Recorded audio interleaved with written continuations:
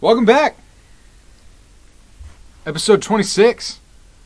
Don't do this shit again, Tavares. Speak. Speak, damn it. Speak. I don't know what you're talking about. All right, fine. It's me. It's Colton. You know me. You know me by now, hopefully. If you're new here, we would appreciate it if you'd subscribe, rate, and review if you enjoy the show. Even if you don't enjoy the show, we'd still appreciate the subscribing part. If you don't like it, don't rate and review. Don't bother with that. That's fine. You can leave that alone. Yeah, I mean, we'll just take it as we'll understand that you didn't like it if you didn't rate it. Yeah. That's the policy on that. Yeah, just subscribe. Yeah. Do that. You don't have to listen. Just subscribe. Yeah. Yeah. But, follow us on Twitter. We've been itching for 40 followers for about 3 months now. Come on. It's a real simple goal. We got our first little taste of fame this week. We did. We had a big ass fame. We got a tweet that had like 850 likes. Shit. Yeah, we're getting up there.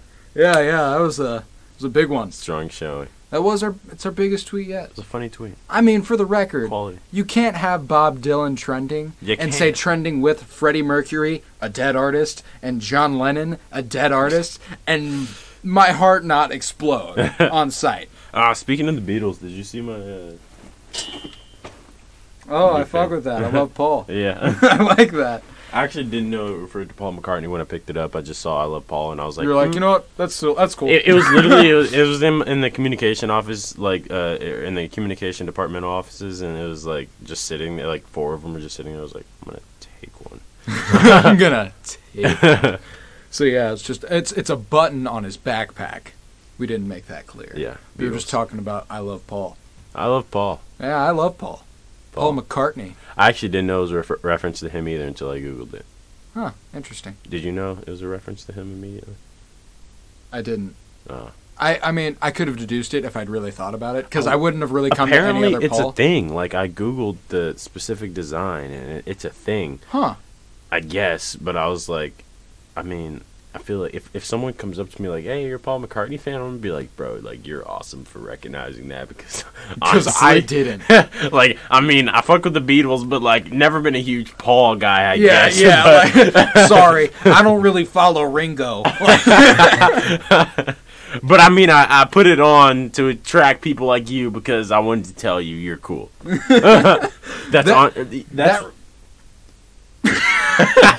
That reminds me, there's a band out there that I'd never heard of until like a few months back, that George Harrison, member of the Beatles, Bob Dylan,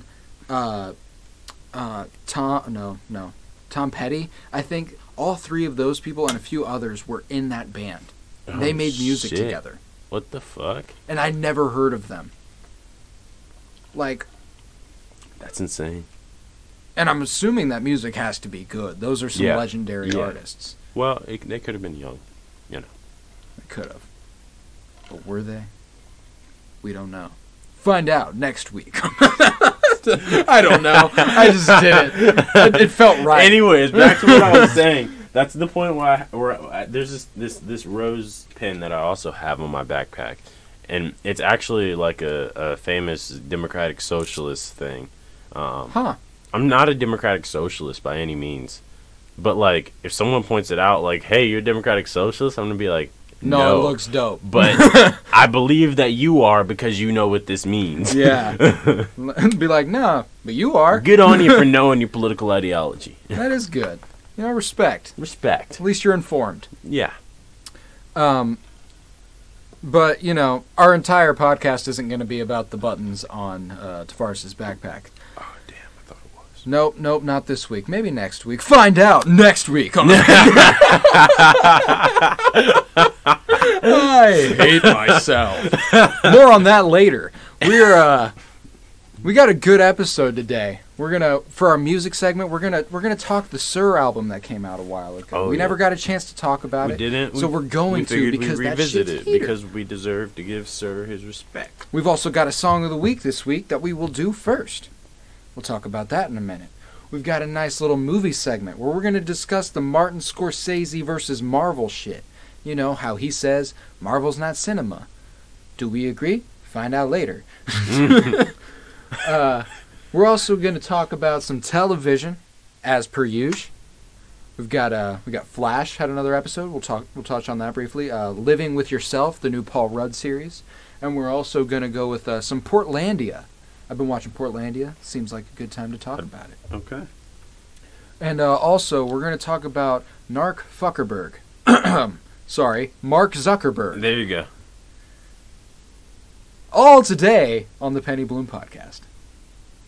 Shall we roll the tape? Damn, that was a great opportunity for another next week joke. I'm kind of sad. Well, because I didn't want to do another next week because it was this week that we're talking about it. Was it though? I don't know, man. You're fucking with my mind. Yeah. Roll the fucking tape.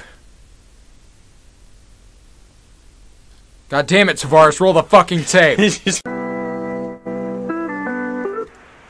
You have now entered the Penny Bloom podcast. Hosted by none other than Colton Robinson and Tavares Pennington. I hope you are prepared for a show unlike any that you've ever seen before.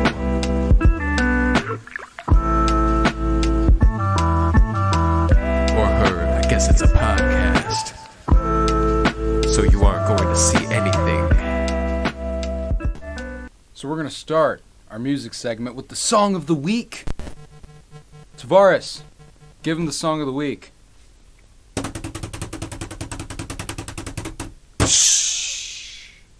I just got it with a pack. I got a pack for DHL. Just got it with a pack. I got a pack. I got for DHL. DHL by Frank Ocean. That shit was fire.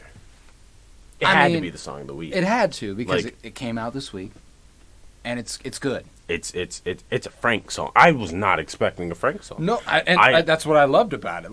I was like, and what's funny is anytime he will in the future drop music, I will never be expecting it because that's just what he's done over the course of his career. He can say he's dropping shit, I won't believe him. Yeah. He can, and then he'll drop, and I'll be like, "Oh, he did it." He has the Kanye paradox. Actually, it's worse for Kanye is just he does what Kanye should be doing. Yeah, Kanye is just annoying with this shit because it's just like, dude, fuck you. Drop the album or don't. Okay, Frank, you're like, okay. Can we he's talk just about Kanye silent. for a second? I know this is supposed to be the Song of the Week. This is our music segment. This is the music segment. So, what the fuck? What the hell? Okay, I mean, he just said he's a born again Christian. Or not born again, but newly converted to Christianity. But I thought that was Isn't Pride? I thought he made Jesus walks. I'm pretty sure Pride is isn't that one of the main sins? Yeah. It is. I have a tough time believing this man in anything anymore. Yeah. I don't know where his intentions are just because I can't trust that guy. And it really makes me mad. I don't enjoy listening to him as much anymore. I'm going to be straight up. I don't give a shit about Jesus is King. I don't give a fuck. Listen to a gospel album. I'm just going to be straight up. And that's the thing. I don't even think it's supposed to be a gospel album. No, I thought I thought he was this is going to be a gospel album. Basically. Oh, I've heard conflicted reports then. Okay. Because I saw some shit from Double XL. Gospel-y. I saw some shit from Double XL that said it will not. I mean, at this point, it doesn't I'm just annoyed. I'm like, but you're gonna listen. Nah, I might, and I'll have to so I can shit on it on the podcast. There you go. Unless it's good, and I will gladly own that. I'll be like, okay, it was good. I just don't have a lot of faith in it right now. Yeah, I don't either. And then he's releasing Jesus is Born. How can a man that dodges release dates for music announce a release date for a film? And 2 albums. I don't know, man. Yeah, it's... I've tried. I just don't feel like he's the best artist to ever... And he said that shit. I just don't feel like he's the best artist to ever live. You could have been. Maybe. Maybe you could have been if you didn't do the shit you do. Right. Because part of being the greatest artist that's ever existed, it's not just about the creativity. It's about more than that, and you got to have that. Right. It's about I really feel like art is about leaving an impression. It's not. You shouldn't have to go out of your way to leave that impression, and it feels like he tries too hard to jump out of that box. Right. So it's like, but it's not, and it's not leaving an impression as an artist. It's leaving an impression with your art, which is very different. Very, very different. And I think he definitely could have.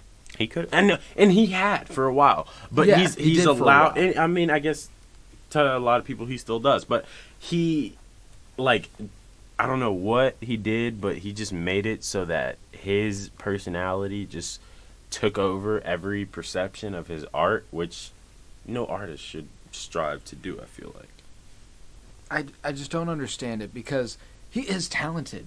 He makes a lot of really good music.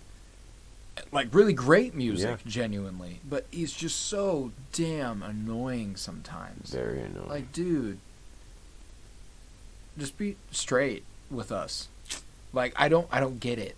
And at this point, he might be being straight with us. But, like, and to be honest, this does feel about as straight as he's been with us in a while. Because he's had the artists that have come in support of him. Like, T.I. said that he's better than he's ever been. And I kind of trust the word of T.I. I don't know. T.I. says some wild shit, too. Sometimes. T.I. does say some wild shit. That's true. Yeah, I don't know. Maybe not. T.I. hopped on,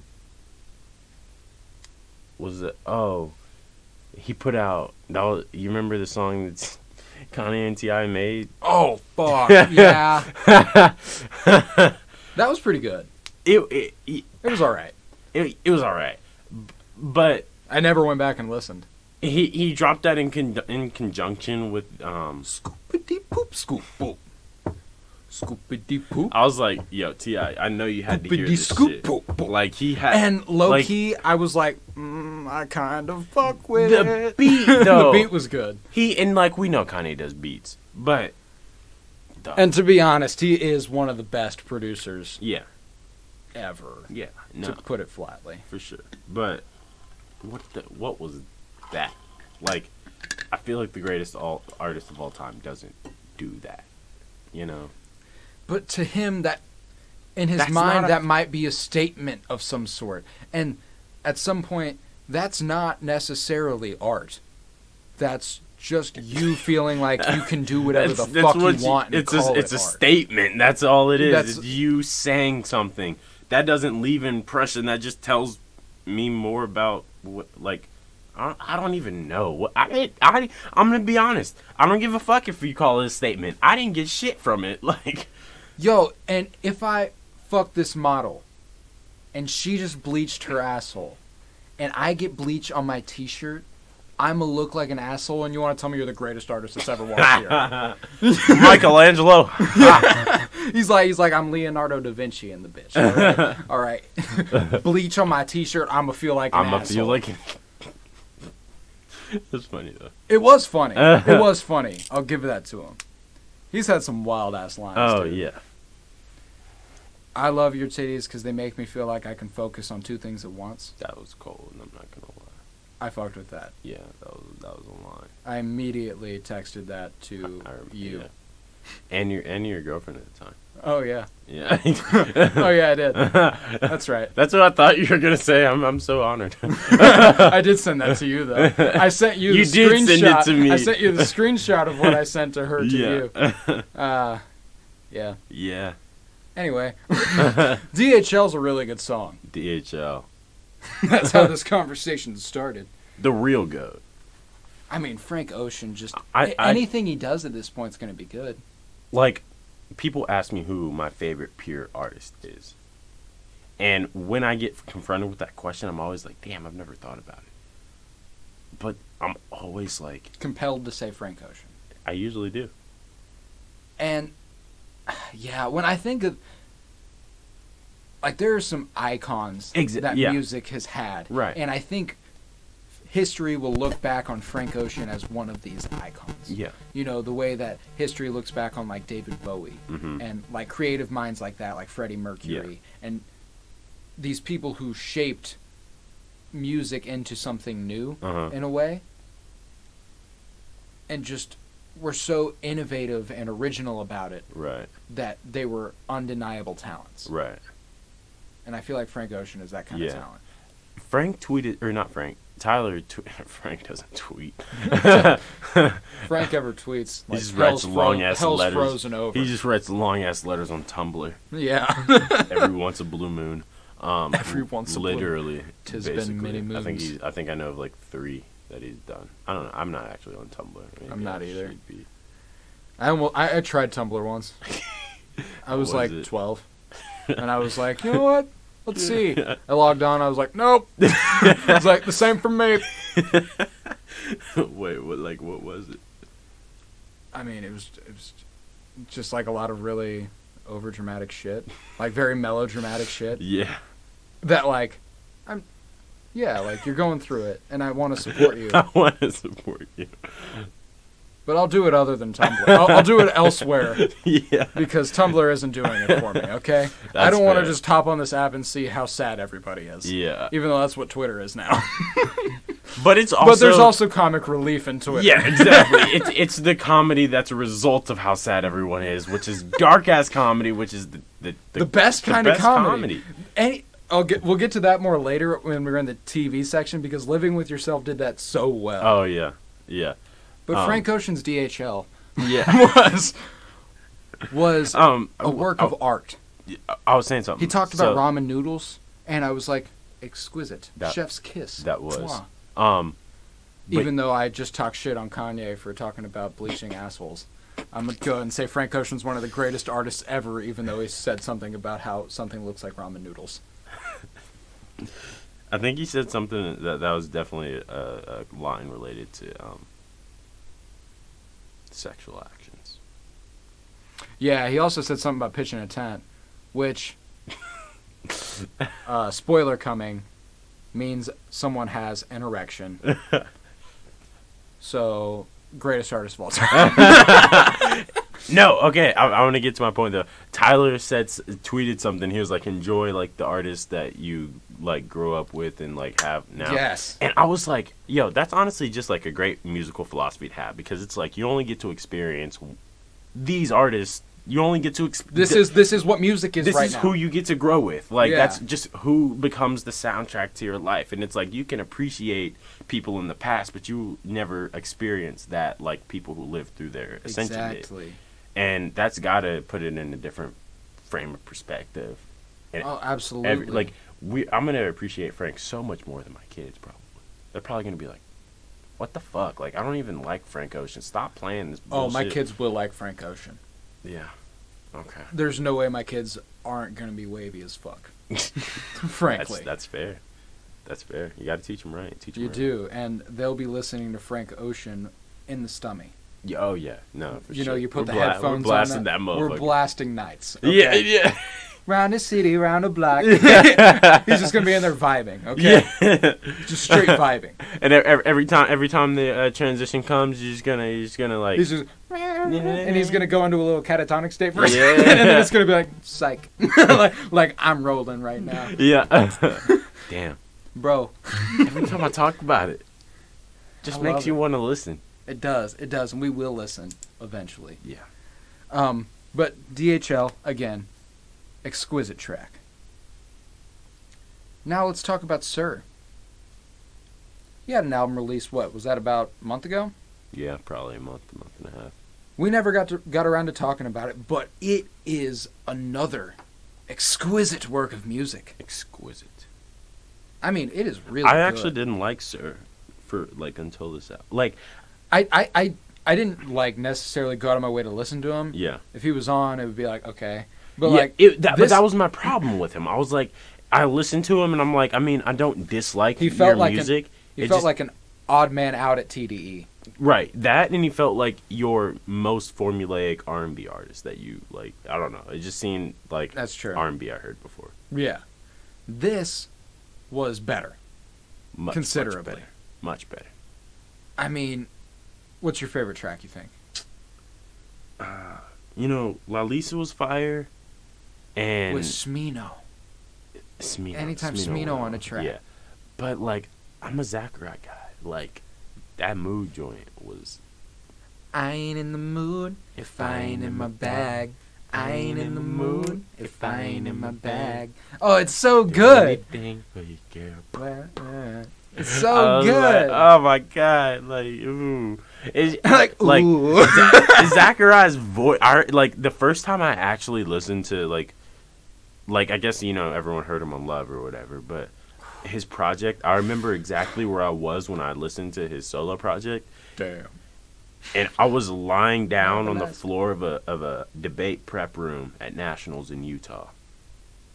After I just walked out of a round, halfway through. After my partner cussed out the judge. Fuck yeah.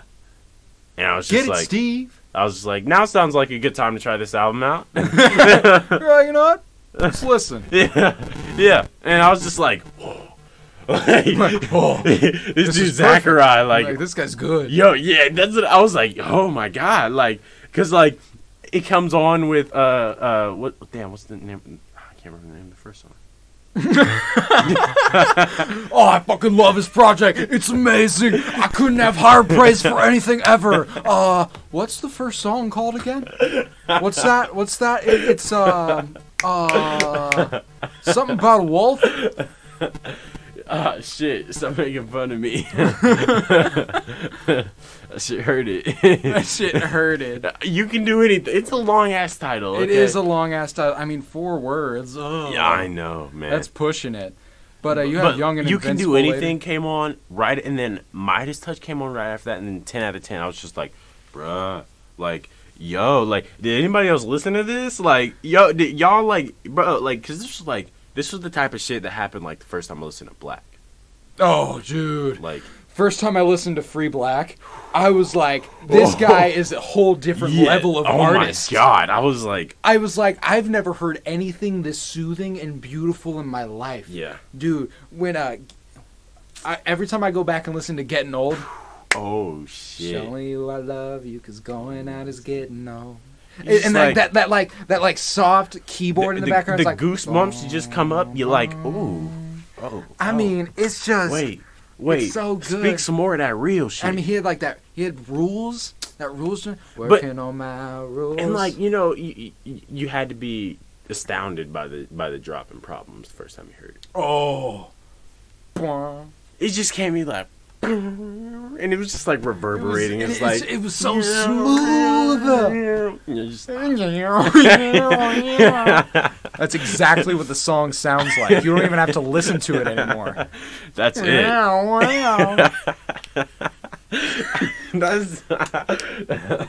That sounded like the Stranger Things kid.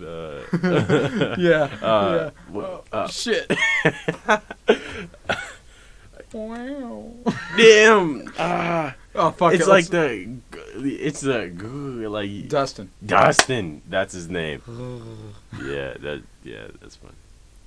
Anyways, Sir had a really good album. What was your favorite song? The Recipe, easily. Yeah. Yo, he had this Spody Ody Dopalicious. Ooh. He had the horns on that joint. He sampled those, and it's in the background during the chorus, and it's otherworldly beautiful. Otherworldly.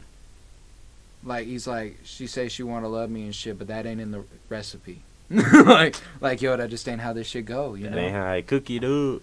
And I was like, and that song, it's like, da-da-dun-dun, da-da-dun-dun, da-da-dun-dun. It's just so smooth and so good. Every time I listen to it, I love it. Even this more shit, than like, I did he the really took, previous like, listen. the basic R&B things that you hear in all R&B and was just like, we gotta make this my shit, though. I'd be willing to bet Kendrick helped him more with this album than any other album. TDE works together for sure, so I wouldn't doubt that. Like, even, like, you could hear Kendrick on, like, Zachariah's debut EP. Like, he was, like, on the very first song, like, you can hear him in there. Like, I was like, yeah, this dude Kendrick. And what I love is that, like, even back on the Black Panther album, he was on songs and he was listed as on songs, but there were, like, he was on every song on that joint. Every like, song.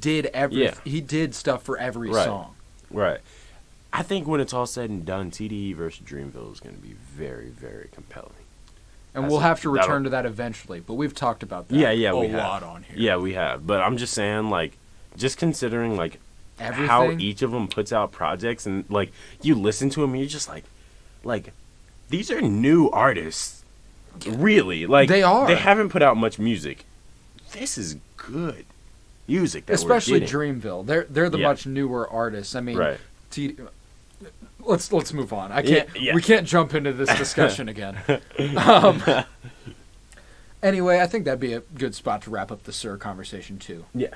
It was a really good album. You should definitely go listen to it. It's perfect to go on a drive to. That's what I do every time I'm listening to it. Oh yeah.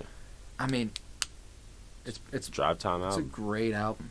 Go on a walk, listen to that shit. It's perfect. Drive time. Let's move on to movies. I wanted to talk this Scorsese shit with you. You know, the Marvel stuff. Mm-hmm.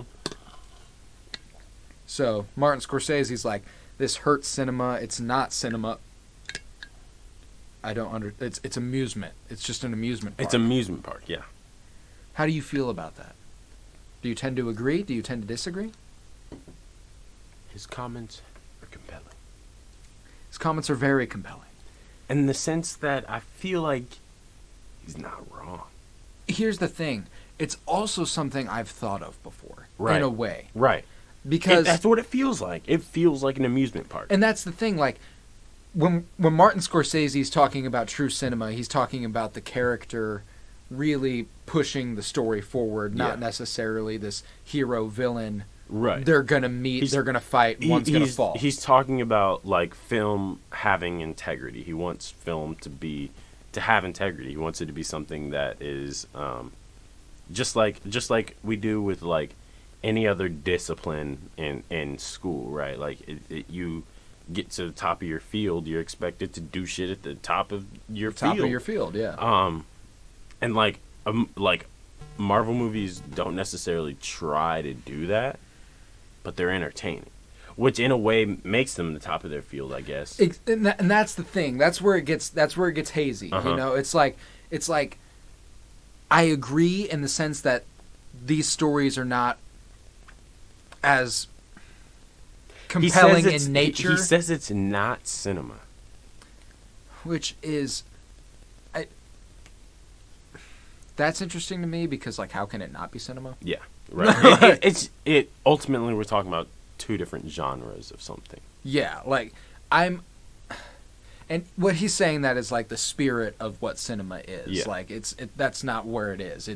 It's an amusement park, like you said, and it's a tough one for me because immediately when I heard his comments, I was like, "Fuck you, Martin! I loved you. I loved you. Now I don't know. Now I don't know if I can." And then like 2 seconds later, I was like, "Well," what? I was like, "Well, you know what? I think I've thought about this." And like I think my opinion is, you know, that there is a distinction to be made between what Marvel does with their movies and what we saw from something like Joker. Yes. Because these are movies with fundamentally different aims. One is expressly a character study. The other is a conglomeration of our favorite characters. Exactly, and that's truly why we love it. Right. But it's driven by a conflict, a villain, the story itself. Yes. Like the story itself in Joker wasn't necessarily the central thing. It was seeing Arthur Fleck become Joker. Fleck play out that story. Yeah, it wasn't the story playing Arthur Fleck. Yeah, right.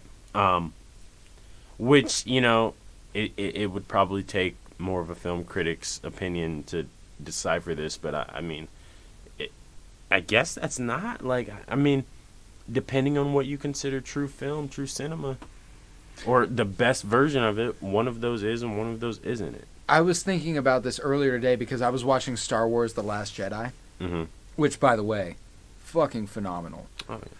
I mean, I went back and watched, and it is now probably a top 3 Star Wars movie for me, easily. Shit's fire.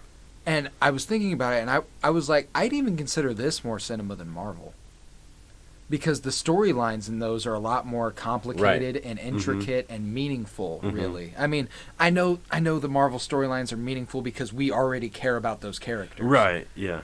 Like, we care about Tony Stark, so when we see him fall in love with Gwyneth Paltrow, we're like, oh, yeah. Yeah, love it. It's the best. It's awesome. When we get to see Captain America go back and live out his life, we're like, oh, I'm happy for him. But it's because we're happy for the character that we're happy for, like, this dude had to fucking face Thanos, like, twice. Yeah. And he lost and, like, lived lived for 5 years having lost half of the world. Like, that dude was, like, Captain America was messed up. Like, yeah, he was. I mean, he was Captain America, so he was still on his shit, like, leading of course, the sessions and everything. And I would argue that there are certain solo films in the Marvel Cinematic Universe that should be more looked at as cinema, because I can get behind that take with Infinity War and Endgame. That is driven by the green screen. Like, the reason those movies are so amazing is almost not entirely in part, but largely in part because of how beautiful and realistic they are. Yeah. Like, you lose that, nobody's going to want to fucking see the movie. It doesn't matter how good the story is. Yeah. So, like, it is certainly an amusement park in that way. In a way, like, I feel like Scorsese is coming from this viewpoint where they're not working with that. Like, cinema... And I think his use of the term cinema is significant because, like, nobody really calls it cinema. Like, we call it movies, films. Like, yeah. And honestly, I feel like there's a difference between, like, when we refer to a film and a movie, too. I don't know. There is certainly a different connotation. Yeah. I would never say a Marvel film. That's a Marvel movie. Exactly. But a cinema is like, we don't call it the cinema anymore. We call it a movie theater. So naturally, cinema to me denotes something that's kind of older, more classic. Yeah, classic. But classically, when we look at movies, they had to be written or had to be driven by the writing, by the characters, by these things that the story writers came up with. It couldn't be written it couldn't be focused on, like, all the green screen shit, all the CG they're gonna do, all the superhero crazy because that's shit just that's only just recently come look in. Real. Yeah, that's only just recently come in. So I mean, I guess we'd have to talk about the evolution of film and movies to talk about. Yeah, because which one is better? And there is an argument to be made for both sides, because I would certainly argue that movies and films now are more enjoyable. Yeah. But maybe they're not necessarily as good. Do you get what I'm saying? Yeah. Like, because critically, there are some old-ass movies that I do not enjoy watching. Yeah. But they are astoundingly good movies. Yeah. Like, Rebel Without a Cause is like an undisputed classic movie. I don't really like watching that movie. I think it's a good movie. I understand it, and I think it had a good plot and stuff, but it's just not for me. Yeah. So, like, now I see something that is more enjoyable to watch just because it's more fun. Yeah. And I like that movie more. But you know what you've described? It's favoritism. It's not... No. You've described preference for amusement. Yeah, exactly. Which, I feel like Scorsese did a good job with his word choice. Yeah, he certainly did. Which is kind of why I guess I think he's not wrong. Oh, yeah, and like I tend to agree with him, mm-hmm. Entirely. I do agree completely. It doesn't... I don't think it makes it any worse.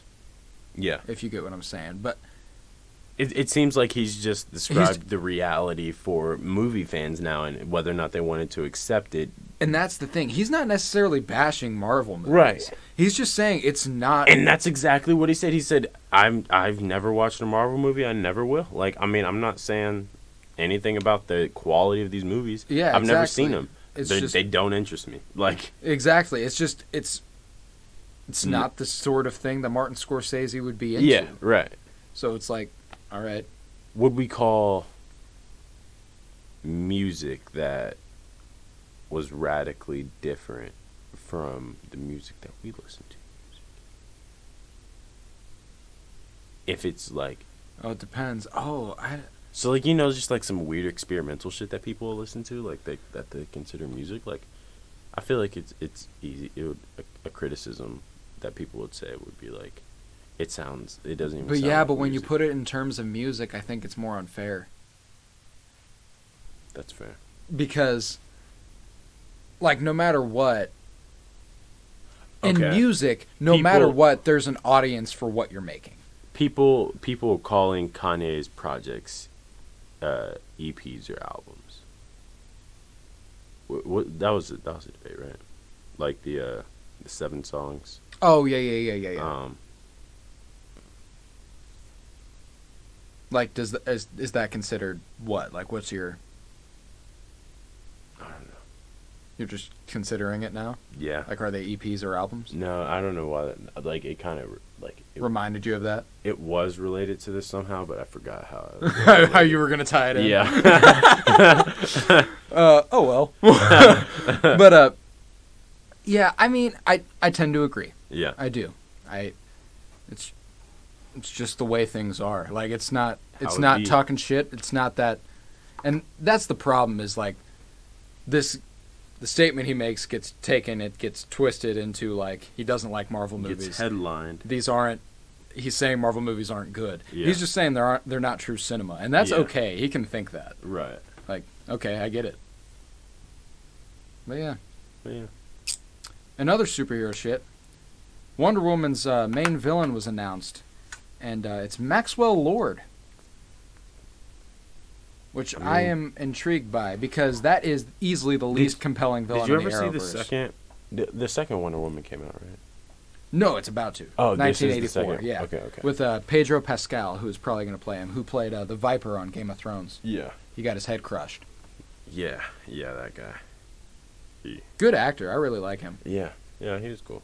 And that's what I'm thinking. Like, they'll probably make this villain more compelling because Maxwell Lord's just a scientist who is really good with technology because he runs Lord Technologies. Mm-hmm. Right. I mean, I'm interested. I was already kind of thrown off by the 1984 concept. I like it though. It seems like they're really nailing it from everything I've seen, every promotion I've seen. Mm-hmm. Like they're gonna do it well, which I look forward to. Yeah. DC might just need to stick to these one-off. Like, someone was like, what if they just did movies like Joker? Like, if Marvel's doing these amusement type films, why don't they do cinema type films? Because that's truly what they'd be better at. Exactly. That's why people had a problem with what they were trying to do, is because DC wasn't good at doing that. Yeah. They're good at, those characters are better for critically analyzing them. Right. And, like, the Dark Knight trilogy is a perfect example of because this. The Dark Knight, that is cinema. Like, Yeah, that right. is a good movie. That had Christian Bale, Christopher Nolan, like we care about, like, the people who made this movie. Like, they switch directors through the Marvel movies all the time, I'm pretty sure, don't they? Yes, they do. We just say, like, oh, Kevin Feige, like, because he's, like, over he has a all mind of this over shit. all of them. Yeah.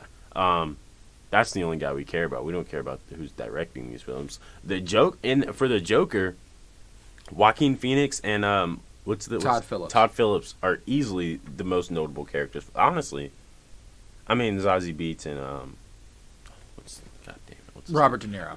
Yeah, Robert. I didn't even forgot about him, but I was thinking the guy from Atlanta. Brian Tyree Henry. Yeah, Brian Tyree Henry. Oh, it is interesting that they got 2 characters from Atlanta in that movie. Someone mentioned, it might have been you, that, like, whenever they, like, the Atlanta characters, like, appear in other places, it's usually more than one. Yeah, that is true, because, like, Lakeith Stanfield will pop up, and often with Lakeith Stanfield is Brian Tyree Henry. Yeah, exactly. So, I mean, I'm cool with it. I like it a lot. I like all those guys. You know, it'd be awesome. What's that? They reference that in Atlanta. Oh, yeah. Like, if there's, like, that movie role that you had or something, like, yeah. that would be kind of dope. Yeah. Or it'd been like, remember that dude that stole some files from you when you were working at the registrar or, like, whatever? Yeah. Remember when you fought those horse people? Yeah, that shit was wild, bro. Yeah. Damn, we come a long way. But yeah, if you don't watch Atlanta, you got none of that. And if you haven't seen Sorry to Bother You, you didn't get any of that. There was a lot of references. If you haven't there. seen Joker, yeah, It's even worse. So, But yeah, I think that overall, the DC characters certainly would be better for the one-off. Yeah. Because Batman, I feel like, I don't know though, because like if you took the DC characters and did what they did in Marvel, I'd be perfectly fine with it. But they've done that, and have you? No, but I mean, if they did it as well as Marvel, I'd be into like, it. obviously, like if anybody does anything as well as Marvel, That's would be true. into it because Marvel does things really well. But yeah, but then like I'm also here like who's to say Marvel also couldn't do these My good thing though one-off is films. like they have to do something different because Marvel building this universe was something that was novel in 2008 when they started. Yeah, for Like, sure. no, there's nothing nearly as expansive as what they kind of envisioned and what they executed And what they they're have accomplished. continuing to execute. And DC was kind of like, oh shit, like we got the characters and we got the comic books, might as well do it. And then they didn't realize that it took like I think Marvel did a really good job of just like incrementalizing what they were doing and being like phase 1, phase 2, phase 3, phase, and like we get to Thanos after phase 4, Something like that. 5, I think. 5. Damn, that 5 phases before like the big thing that they built to since the first Avengers. Like that is meticulous, detailed planning. I feel like DC was like, "Hey, Justice League, let's throw them all together." Well, let's see what happens. Like This will sell tickets. They started with the characters 4 years before they put out the first Avengers movie. Yeah, like we got an Iron Man movie, we got a Hulk movie, we got a Thor movie, we got a Captain America movie, right? All before we got an Avengers movie. There had to be the character development, like. Even if like you're gonna do it in this amusement form where it's action packed, like family fun, heavy adventure, like type shit, they still did the character development just in like more abstract terms and not in the discrete terms that the Joker did it in. Yeah, for sure. Which is kind of genius. I mean, there's novelty in either way you look at it. Like both of them are good. There's good in different ways, and that's my main takeaway from all of it. Shall we move on? I believe we shall. So to continue with the superheroes briefly, let's talk about Flash, the latest episode. It's pretty solid. Pretty solid. I enjoyed it. I mean, it's weird horror tones. They seem like they're going for something that's a little bit more scary. Yeah. I actually really enjoy the Flash's costume this season. Hated it last season. That shit is dope this season. This season's costume. I'm like, this feels. Or suit. Like, I feel like I have to call Flash's. It's a suit. It's a suit. Because Flash isn't wearing the costume. That's fair. Yeah, his suit's dope.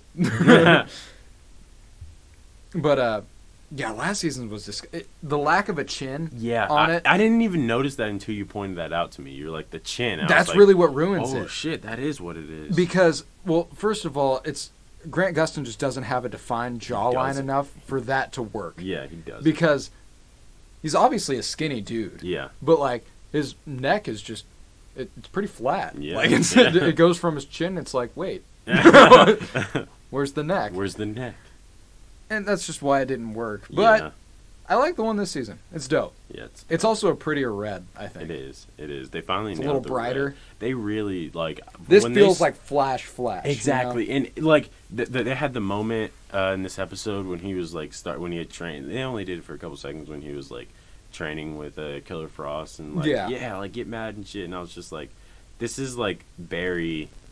This is Barry 6 seasons in. Like he's what's a vet. awesome is that anytime Barry does that, it feels like he's channeling Oliver. Right. So it automatically makes it all the better for me. Right. Anytime he becomes a leader, and like he trained, every time he's trained somebody, he's literally done the exact same thing he did that he's literally done the exact same thing Oliver did to him. So I love the way that he is just, like, he's obviously taken aback by Oliver's leadership skills, and like he obviously has a great admiration for him in order for that to be the way he operates. Yeah, exactly. And I just think that's cool. Yeah, like the way they've intersected two shows in a meaningful way. Right. Because that doesn't happen a lot. Oh no.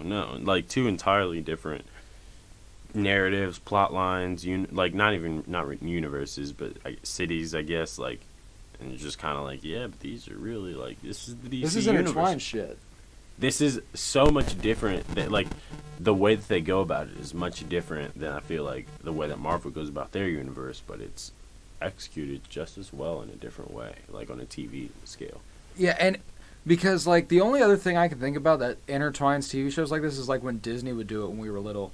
Like when they had like That's So Sweet Life of Hannah Montana or something like that. But those were never actually really good. They didn't push the story forward. You could obviously, tell it was just because them there wasn't being like like a continuous real story there. They It was really just enjoyable wanted for the kids. watchers. They wanted the viewers from each of the shows to combine for one event and be like, "Hey, we got a ton of viewers. Yeah, great job, guys!" Like, Oh, I enjoyed the shit So out they of just- those when I was a kid. of course you did because they were amusement parks. They were fun, amusing. Yeah, screw those. Fuck Marvel. Goddamn idiots. Marvel. Shame on thee. But, yeah, Flash is doing really good this season, Yeah. I think. And I'm really excited for what's to come. And they're doing a good job of not putting too much pressure on the Crisis storyline. Yeah.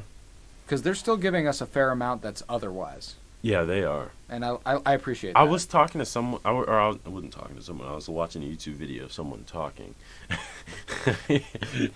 and they talked about. I don't know. Sometimes I respond. Hey, everybody! Hi. I laughed and I kind of feel bad because I know a kid who like watches videos and he does talk. Interacts. Yeah, he does talk back to him. I feel bad now. He has autism though. Great guy. That doesn't make me feel any better about it. Yeah. That doesn't make me feel any better about making fun of people who do that. Moving on. It felt like, or I was watching someone talk about it, and they were saying that they were speaking as if Bloodwork's story would come to an end before Crisis. And I always thought that that would be the focus after Crisis. I can't... If Bloodwork's not the main villain, they're going to have to introduce something very soon that will loom as a larger problem, so that we know that's a larger problem down the line. Yeah. And I'm assuming if they can do that, but then why even fuck with the Bloodwork storyline? Like, that's going to have to come to some sort of... That's what I'm saying. I'm not sure. I don't know. Because I'm still a little edgy about whether or not this villain is it. Yeah, me too. I'm not a huge fan. I'm not a huge fan yet either. It feels weird. Like seeing. Did you watch Heroes? I did not. So have you seen this actor before though? Yes, I have seen him in something. I can't remember what though. I like just the roles that I normally see him play. I'm just kind of like, God, this feels weird. Really? Yeah. Yeah, I don't know. I'm not. He's not normally a villain. Like. Oh yeah, he's usually a pretty likable dude. He's usually a morally conflicted dude, and he just seems like a morally conflicted character. Like that just seems like the type of characters he play. Like someone who's got some good in him, but also got some bad in him. This one is, I feel like, once had good in him, but now is just kind of like. He's just kind of like, I'm devoted to figuring this shit out, and I don't care what happens. Yeah, and I'm just kind of like, fuck you, guy. Like you suck. You obviously don't see. You have no regard for consequences of human your life. actions. Yeah, like literally. But yeah, Flash is doing pretty solid. Yeah, I like it so far. Another TV show that just came out this last week was Living with Yourself with Paul Rudd. Is this on HBO? It's a Netflix original. Oh shit! Oh, I'll watch it. I didn't realize it was on Netflix. Yeah, it was good. I mean, I did not expect it to be as good as it was. I expected it to be a little bit more crowd pleaser type thing. Yeah. It was not. Because, Paul Rudd's a fan favorite. Yeah. People love Paul Rudd. Paul Rudd's dope. So I was expecting something that was a little bit more corny. Mm-hmm. And it was good. He's also a movie actor, so I was like, if he's going, he doesn't do TV. If he's going to TV, like he's gonna hopefully be doing something good. And it was, dude. I mean, it reminded me a lot of The Good Place because a lot of it, there is a lot of philosophical discussion to be had about it. Yeah. Because it's literally about, he went to a spa that he was told would make him feel better than he ever has, right? Yeah. He goes to the spa and he wakes up and he's a brand new man. He's feeling great. He's happy about everything. He's uppity. But simultaneously, real him is waking up in a grave. And he's still the same old shitty dude. They made a clone of him in this place. Huh. So then the problem is they usually kill the past selves and clones keep living. So this guy lives, and now they literally have to figure out how to live together. Like, live in a way that fulfills both of them, because they are real people. I need to watch this show. It's so good. And I mean, interesting. Ultimately, it's about accepting yourself and loving yourself. Right. But, like, and how difficult that can be sometimes. And it's just brilliantly done. Yeah. I loved Paul Rudd in it. I love Paul Rudd, so right. I was obviously going to watch this. I watched it all in, like, a day, I think.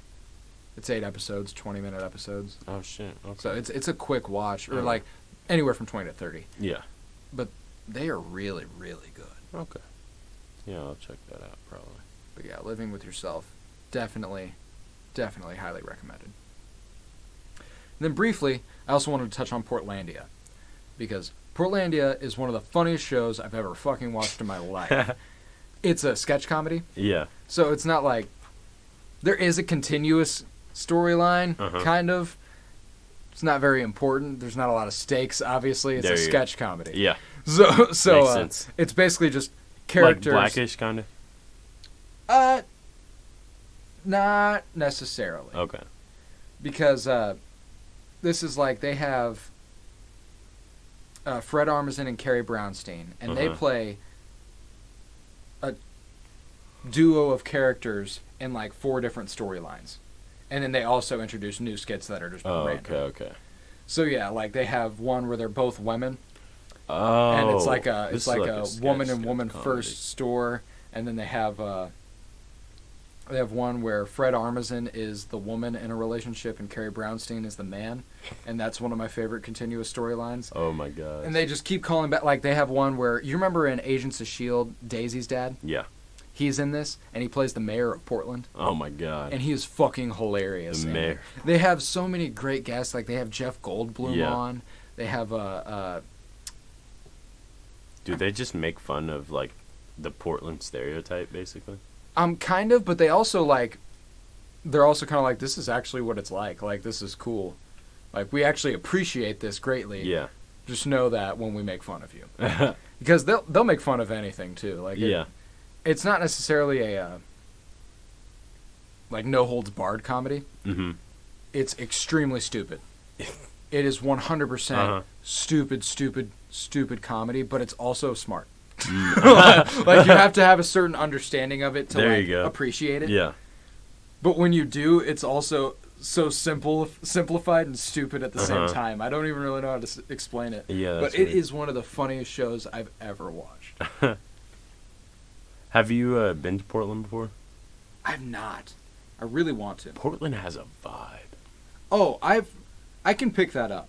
Like, it's just being there. Like, you're just like, it's really like they say it is. The spirit of the 90s is alive in Portland. And see, it seems... That's the first skit of the entire show. Really? They sing a music video. The spirit of the 90s is alive in Portland.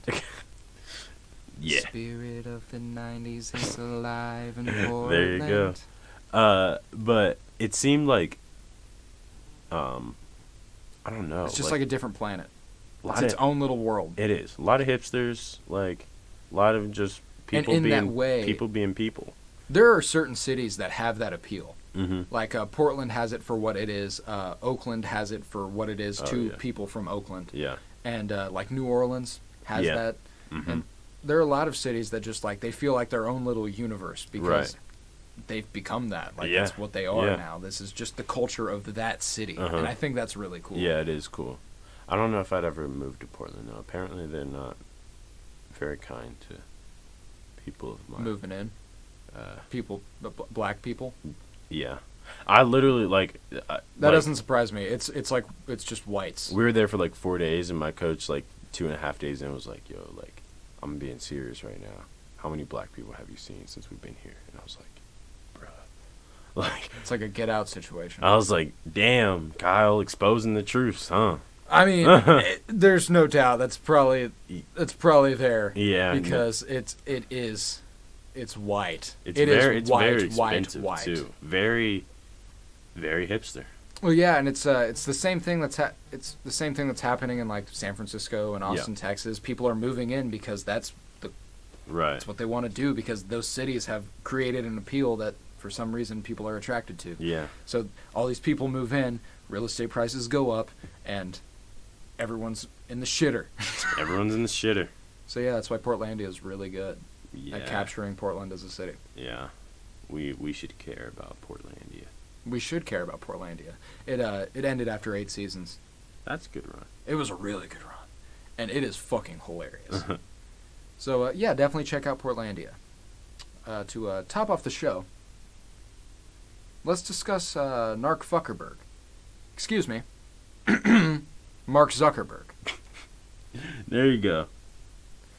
So, you know what? You lead this. You lead this shit right here. Yeah, I mean, Mark Zuckerberg, if you don't know, now you know. Mark Zuckerberg is the president or the CEO or the whatever the fuck he's wanting himself to be called now of Facebook. Facebook is probably the largest social media conglomerate to ever exist. And the most evil. And probably as far the as most we evil. Know. There have been multiple cases of like information hacks happening on Facebook servers, compromising. If you haven't watched The Great Hack on Netflix, you should. Yeah. You will never want to pick up your phone again. Compromising millions of people multiple times. All of their personal information. Shit's very fucked up. But also, there's been a problem with usage on Facebook itself in terms of political campaigning, especially considering our current political situation. Because Facebook is refusing to fact check these advertisements. Yeah, political advertisements, which functionally means that misinformation and the whole fake news thing that happened during 2016 cycle. And still somehow he's hammering away at it. He's essentially just being like, yeah, I mean, I guess it's okay. Yeah. Which is, kind of the problem, because millions and millions of people use Facebook. I love the way congresswomen are just shitting on him. Right. And it's funny that this is happening at the same time that the antitrust legislation is happening, and because I think the federal government just officially, maybe a month or two ago, officially sued the tech giants, which would be Facebook, Microsoft, Apple, and I'm missing one, Google. They just sued the tech giants for their basically breaking antitrust laws, which effectively means that they built so large a monopoly that no competitor has any viable chance of competing with them, which is, according to United States capitalistic economy, illegal. At what point do we just get a class action lawsuit for everyone who's ever been on the internet? Yo, this Zhejiang thing is fucking me up. I just totally was like, Zhejiang totally created the internet to control us all, and then I was like, wait. What if there is a top 1% of the 1% pulling the strings that created the internet so that we were all connected and they control our campaigns and they control our government? It fucking worked. It did work in Mr. Robot. Fucking worked. But anyways, this is the time where we will plug Mr. Robot. We usually do a podcast weekly of the episodes where Mr. Robot comes on. We talk about it and we get off. All right. Continue. Mark Zuckerberg is currently going through Senate hearings where they are questioning him on said topics. He always looks like a small mole rat that you fed nothing but cocaine and Skittles to. You've been saving that one, huh? I have. I've had that in the chamber. Yeah. Yeah, he's not looking great up there. Honestly, every question they ask, he's just like, It got to the point where, damn, I can't remember her name, Congresswoman from Ohio, though, she's questioning him, and she, these congressmen and women, they're on a timer when they're asking their questions. Mm-hmm. It's you know, like, if you've done debate, you understand this. Like, I got questions I need to ask. I'm not trying to get your bullshit answers. Give me yes or fucking no so we can move on. Like, it's. And she was firing at him, and he was like, well, you see. And then she goes, well, then tell me this. And he's like, I can't. No, tell me this. Exactly. It got to the point where she could tell when he starts just, like, stumbling through the first part of his sentences that he's going to say no.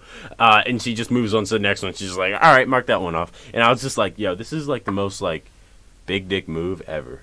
Big dick energy. Like, she just, like, fucked this dude. Like, it's over for him. She just fucked this dude. like Zuckerberg is done. Like, he looks like a small child being scolded by his mother. He reminds me of Drake from that video where LeBron James said, hey, what'd I tell you? And he's like, you told me that I should... He reminds me of that. That was a terrible... Drake in any commercials. Mark Zuckerberg is a child.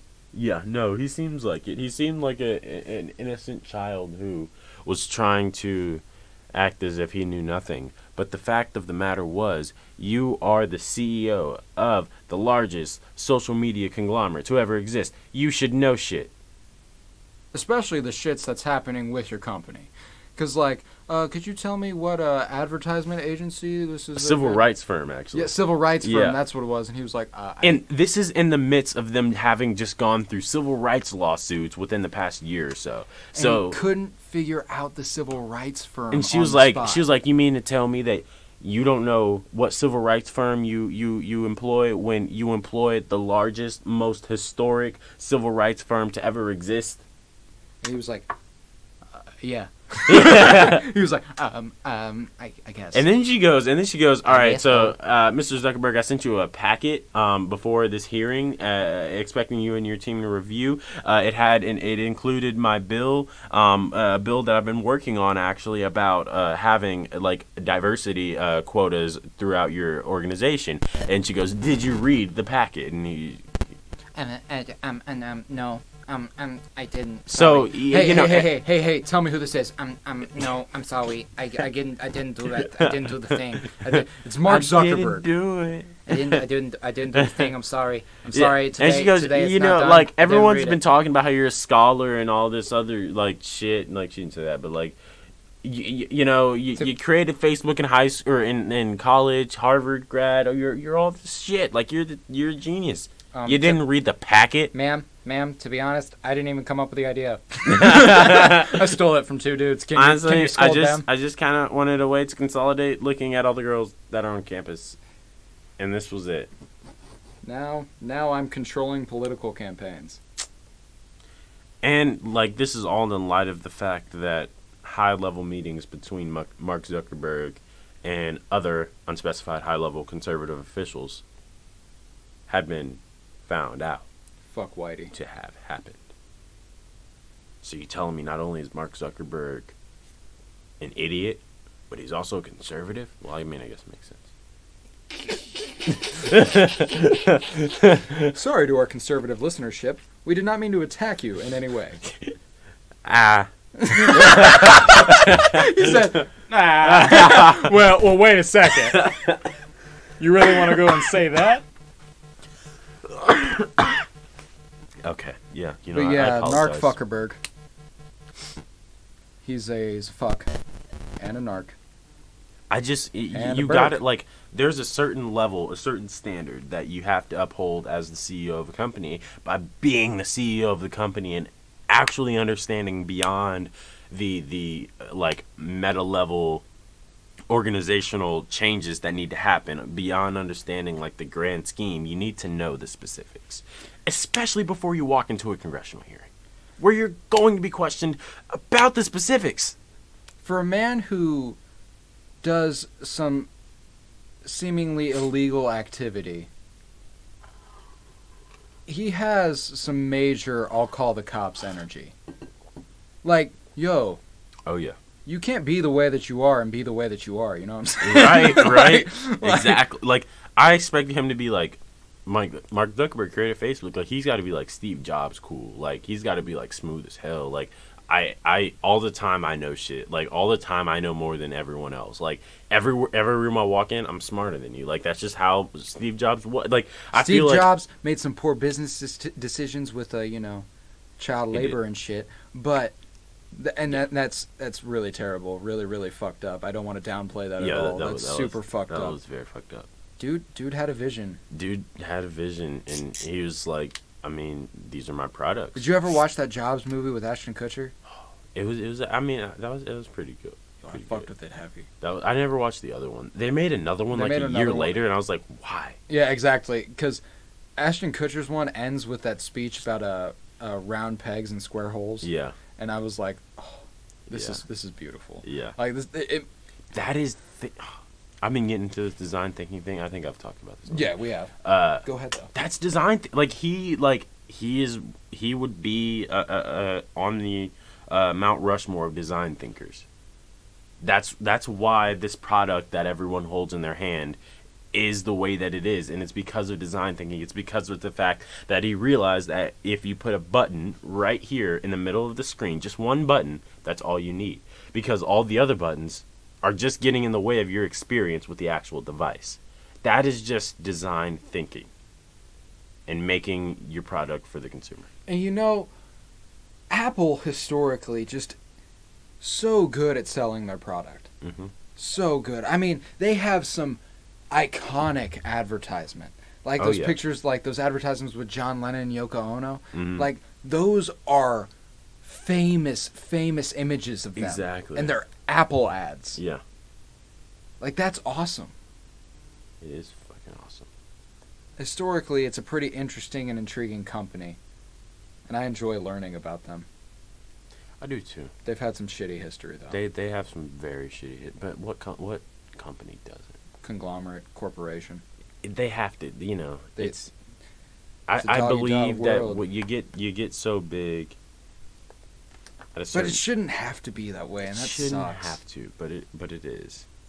And why? Like, who did that? Ugh. Fuck you, Narc Zuckerberg. This is your fault. All of it. You know what it is? Glee. Fuck you, Glee. Glee? It's a 21 Jump Street reference. You know what it is? It's Glee. Fuck you, Glee. Fuck you, Glee. Talking about the TV show. Yeah. Glee. Yeah. Glee. Not Glee itself, the abstract concept, but Glee, the TV show. Yeah. Well, I think that comes to a natural end there. Yeah. This has been the Penny Bloom Podcast. Colton, Tavares, the huge. The huge. We would appreciate if you subscribed, rate, and reviewed. Followed us on Twitter @PennyBloomPod. We appreciate anything you guys can do to help us grow, because we need that in order for us to grow. That's just kind of what happens. Word of mouth is the best way to spread podcasts. Honestly, anything, anytime.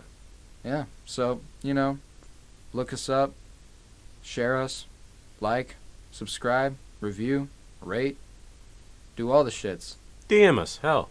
DM us, yeah. If you have ideas for the show, if you want to be on the show, fuck, I don't know, hit us up. You might be able to. Like, we'll talk about it, all right? We're intrigued. We want to hear what y'all think. Yeah. So, hit us up. Love you, Keanu Reeves. Bye. My God. My God. My God. Our God. All hail. All hail Keanu Reeves.